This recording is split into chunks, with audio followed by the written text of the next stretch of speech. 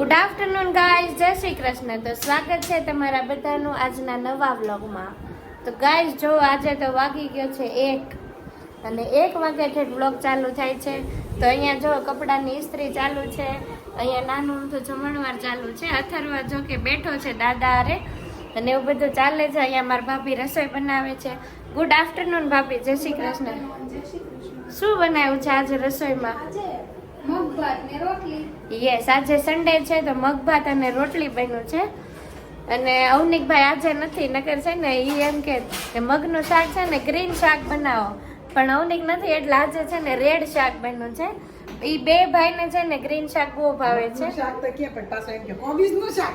હે કોબીજનું શાક દર રવિવારે. હા, એ હતું ને ત્યારે ફિક્સ હતું દર રવિવાર છે ને કોબીજનું શાક જ બનાવવાનું અને એ ગરમા ગરમ જ્યારે જમવા બેસવાનું હોય ને ત્યારે ઉતારવાનું, એવી રીતે બનાવવાનું.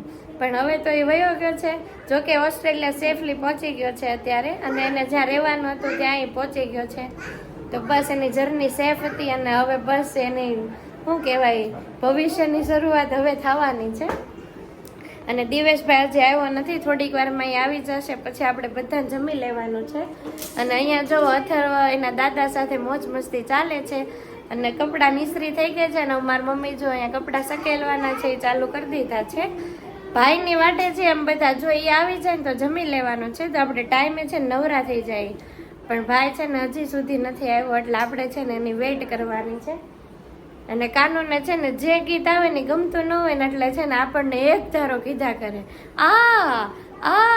એટલે આપણે છે ને સમજી જવાનું એને છે ને આ ગીત ગમતું નથી, તો એને છે ને એ બદલી દેવાનું. એટલે ભાઈ છે ને કંઈક કામ ધંધો કરતા હોય ને તો એમાં આગળ વધે, નકર છે ને બેઠો રહે અને નકરું આપણને છે ને મારા કરે અને નકરું બોલ કરે ને એવું બધું કરે.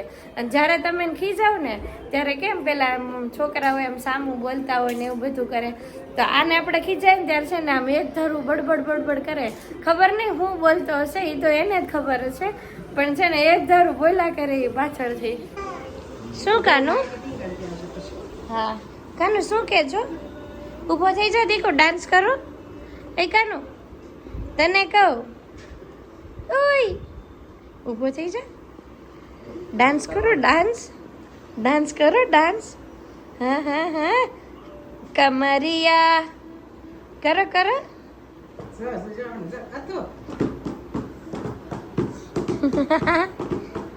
જો જેમ તબલા વાગે ને એમ છે ને એનો તાલ ફરે. જો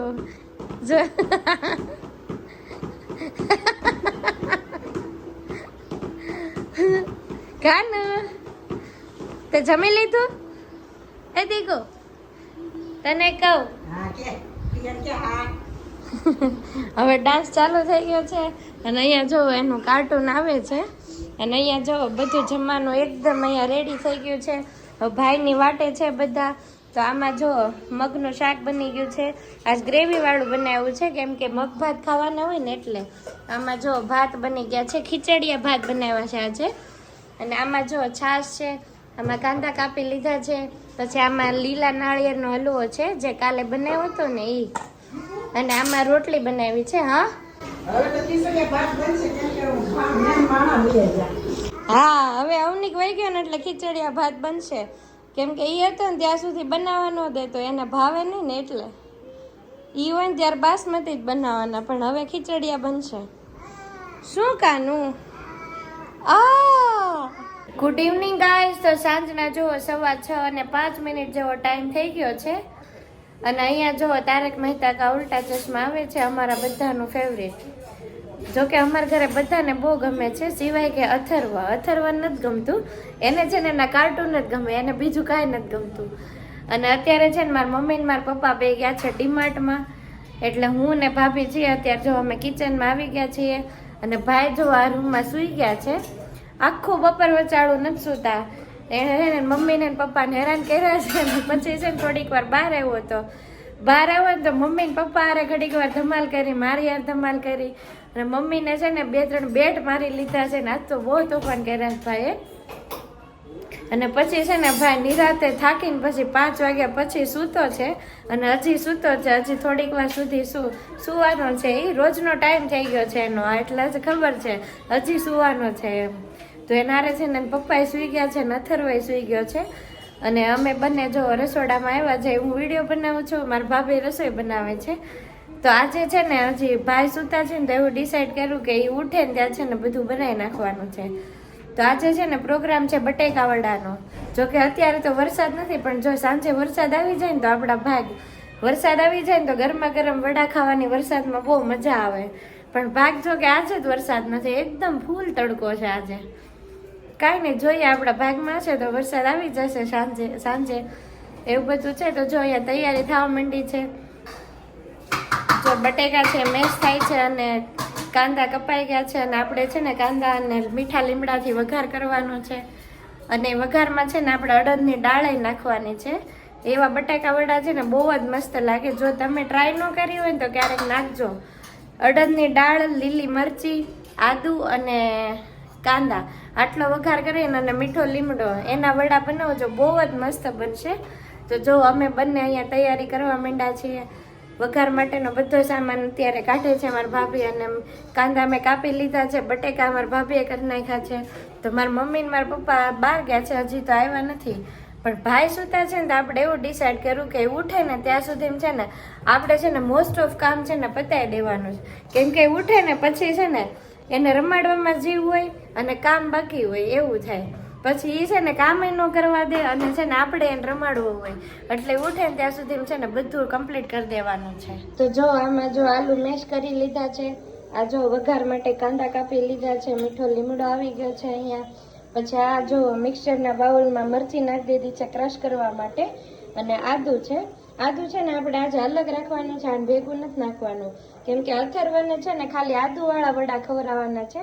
આ મરચીવાળું આટલું બધું તીખું છે ને એ નહીં ખાઈ શકે, એટલે છે ને આપણે આદુ છે ને આ ખમણીને પછી નાખી દેવાનું છે, અને મરચી છે ને બધાથી લાસ્ટમાં નાખવાની છે. તો જો અહીંયા અડદની દાળ આવી ગઈ છે વઘાર કરવા માટે. આટલી થઈ રહેશે, ઓછી લાગે. આ જો મસાલો તૈયાર થઈ ગયો છે. આપણે વઘારમાં છે ને રાઈ નાખવાની છે અને હિંગ નાખવાની છે, એના પછી વઘારમાં બધી વસ્તુ નાખી દેવાની છે. અને જો આ ચણા લોટે કાઢી રાખ્યો છે. હમણાં બસ આમાં સેજ ચમચી હળદર ને મીઠું નાખીને બેટર બનાવી લેવાનું છે. અને આ જો લીલા ધાણા કાઢી લીધા છે. તો જે વસ્તુ જોતી છે બધું તૈયાર કરી લીધું છે. અને પાવ મંગાવવાનું તમે કહેતા હતા ને, મમ્મીને કીધું છે? હા, તો છે ને થોડાક પાવ મંગાવવાના છે. તો જેને વડાપાવ ભાવશે વડાપાવ ખાશે, બાકી બધાને છે ને આ વડા ખાવાના છે. તો ચાલો આવી જાઓ ગરમા ગરમ વડા ખાવા માટે.